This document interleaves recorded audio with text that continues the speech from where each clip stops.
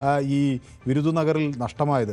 അത് അവിടെ ഈ രാസമിശ്രിതം തയ്യാറാക്കുമ്പോൾ സംഭവിച്ച ഒരു ഘർഷണമാണ് അവിടെ സ്ഫോടനത്തിന് കാരണമായി വന്നത്. ഇവിടെയും സമാനമായ എന്തെങ്കിലും സംഭവമായിരിക്കാം. ഒരുപക്ഷെ അതിൻ്റെ തീവ്രത കൂടുന്നതിന് ഈ ചൂട് ഒരുപക്ഷെ ഒരു ഘടകമായിരിക്കാം. മറ്റു പല ഘടകങ്ങളും അതിനുണ്ടായിരിക്കാം. ഏതായാലും അത് എന്തൊക്കെയാണെന്നുള്ളത് പരിശോധനകൾ പിന്നീട്. പക്ഷേ ഇപ്പോൾ ആദ്യത്തെ ഒരു വിഷയമായി വരുന്നത് ഈ മനുഷ്യരെ രക്ഷിച്ചെടുക്കുക എന്നുള്ളതാണ്. 3 ആളുകളെ നഷ്ടമായിരിക്കും. 40ഓളം പേരവിടെ ഉണ്ട് എന്ന് ഏറെക്കുറെ ഒരു സ്ഥിരീകരണമുണ്ട്. പരമാവധി ആളുകളെ അവിടെ നിന്ന് രക്ഷിക്കേണ്ടതുണ്ട്. നാട്ടുകാരും എല്ലാവരും രക്ഷാപ്രവർത്തനത്തിൽ എത്തുന്നു എന്നത് ഒരു ആശ്വാസം പകരുന്നു. ഇത് മെഡിക്കൽ കോളേജിന് തൊട്ട് പുറകിലുള്ളൊരു സ്ഥലമാണ്. സ്വാഭാവികമായും അവിടെ ഉള്ള ആളുകൾ സേവന സന്നദ്ധരാണ് എന്ന് പല ആളുകളും നമ്മൾ സംസാരിച്ചവരൊക്കെ തന്നെ വ്യക്തമാക്കുന്നു. അതൊരു വലിയൊരു ആശ്വാസമാണ്. സേവന സന്നദ്ധരായ ആ മനുഷ്യർ അവിടെ അവരുടെ ഈ രക്ഷാപ്രവർത്തനങ്ങളിൽ അതിൻ്റെ ദൃശ്യങ്ങൾ നോക്കൂ. എത്ര ഭയാനകമായ ദൃശ്യങ്ങളാണ് ഇപ്പോൾ പുറത്തു വന്നിരിക്കുന്നത്. ആളുകളെ ഞെട്ടിക്കുന്ന തരത്തിലേക്കുള്ള ഇതിനകത്ത് പെട്ടുപോയ മനുഷ്യർ ഏത് തരത്തിൽ ഭയന്നിരിക്കണം എന്നൊക്കെ നമുക്ക് ഈ ദൃശ്യങ്ങൾ കാണുമ്പോൾ തന്നെ മനസ്സിലാകുന്നു. ഈ ദൃശ്യങ്ങൾ കണ്ടു തന്നെ കാണുമ്പോൾ തന്നെ നമുക്കുണ്ടാകുന്ന ഭയം, അപ്പോൾ അതിനകത്ത് പെട്ടുപോയ മനുഷ്യരുടെ ഭീതി എന്തായിരുന്നിരിക്കണം എന്ന് ഓർമ്മപ്പെടുത്തുന്നു.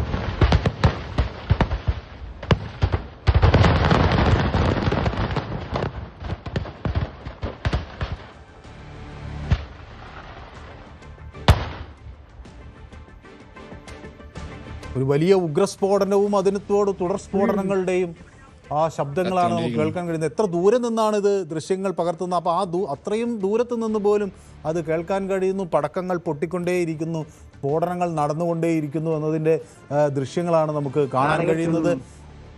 അങ്ങേയറ്റം ആശങ്കാഭരിതരാക്കുന്ന, മലയാളികളെ മുഴുവൻ ആശങ്കാഭരിതരാക്കുന്ന, ലോകത്ത് എല്ലായിടത്തുമുള്ള മലയാളികളെ അത്ഭുതത്തിൽ ഞെട്ടിക്കുന്ന തരത്തിലുള്ള ആകെ ഭീതിതമായ സാഹചര്യത്തിലെത്തിക്കുന്ന തരത്തിലുള്ള ഒരു ദൃശ്യമാണ് അവിടെ നിന്ന് പുറത്തു വരുന്നത്. അത് കണ്ടു നിൽക്കാൻ പോലും നമുക്ക് സാധാരണഗതിയിൽ കഴിയുന്നില്ല.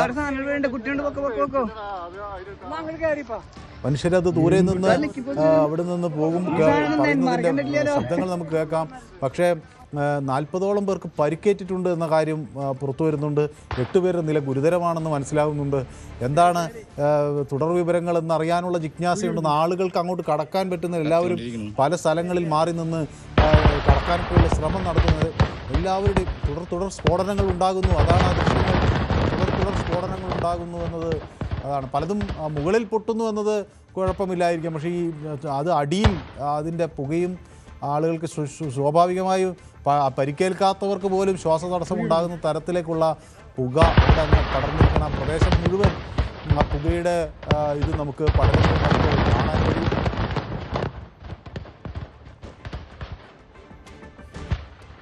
അങ്ങേയറ്റം ആശങ്കപ്പെടുത്തുന്ന ദൃശ്യങ്ങൾ.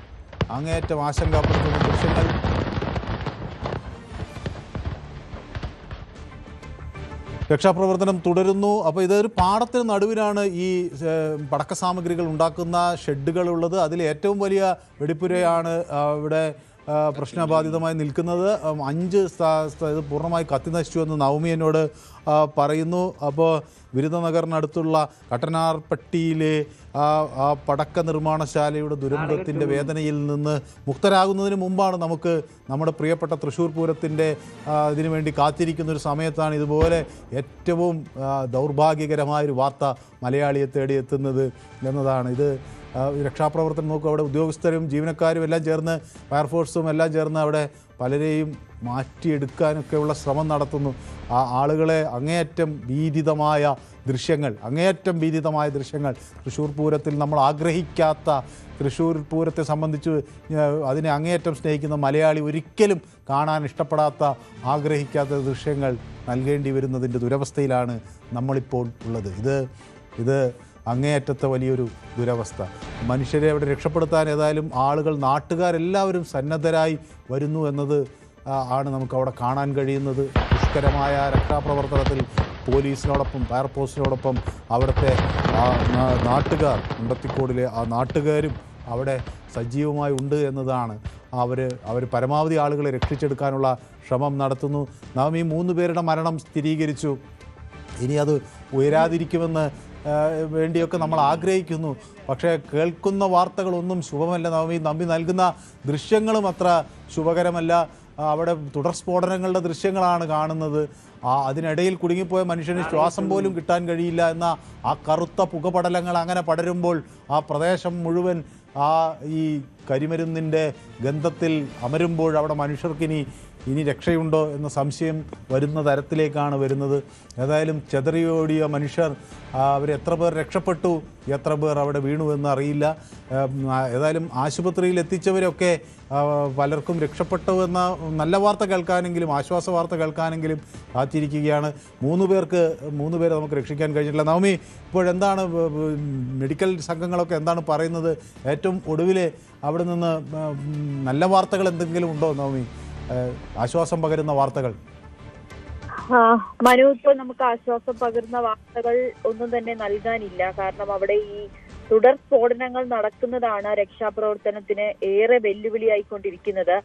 ആളുകൾക്ക് ആർക്കും അതിന്റെ അടുത്തേക്ക് പോലും പോകാൻ കഴിയാത്ത ഒരവസ്ഥയിലേക്കാണ്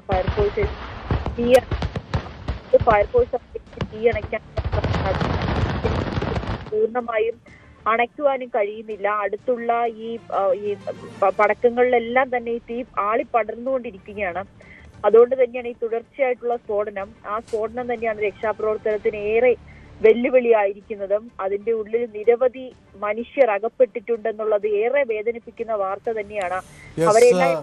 നവമി, ഒരു മിനിറ്റ്. ശ്രീ പി ബാലേന്ദ്രൻ നമുക്കൊപ്പം ചേരുന്നു. ശ്രീ ബാലേന്ദ്രൻ, മനുഷ്യര് 3 പേരെ നഷ്ടമായി എന്ന വിവരമാണ് കിട്ടുന്നത്. കൂടുതൽ ആളുകൾ ഗുരുതരാവസ്ഥയിലാണെന്നൊക്കെ പറയുന്നു.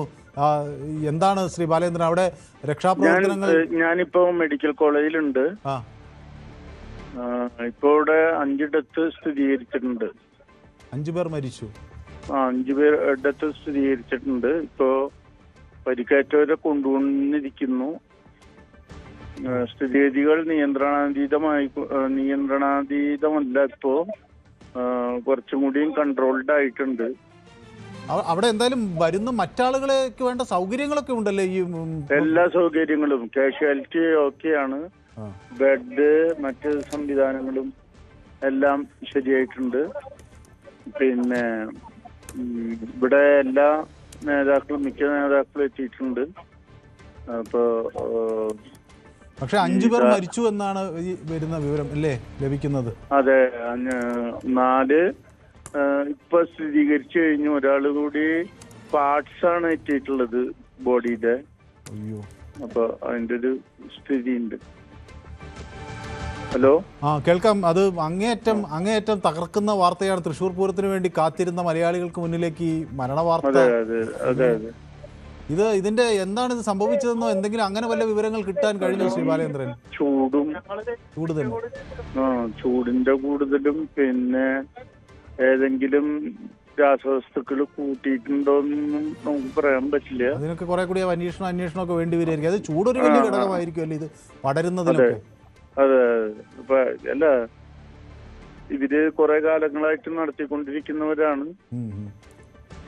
അല്ല, സ്വാഭാവികമായി ഇവര് വളരെ പരിചയസമ്പന്നരായ ആളുകളാണെന്ന് പറയുന്നു. തമിഴ്നാട്ടിലെ ഈ വിരുദനഗറിൽ ഉണ്ടായ ഒരു അപകടത്തിന്റെ ഒരു പശ്ചാത്തലം നമുക്ക് ഇപ്പോൾ 2 ദിവസം ആയി അതിന്റെ വേദനയിൽ നമ്മൾ നിൽക്കുകയാണ്. അപ്പൊ ആവശ്യമായ മുൻകരുതൽ എടുത്തിട്ടുണ്ടാകും എന്നാണ് ഞാനും പ്രതീക്ഷിക്കുന്നത്. പക്ഷേ എന്ത് സംഭവിച്ചു എന്ന് അറിയില്ല. എന്തായാലും അവിടെ 40ഓളം ആളുകൾ ഉണ്ടായിരുന്നു എന്നുള്ള ഒരു വിവരമാണ് ലഭിക്കുന്നത് അല്ലേ? അതെ, ഏകദേശം 40 എന്നാണ്.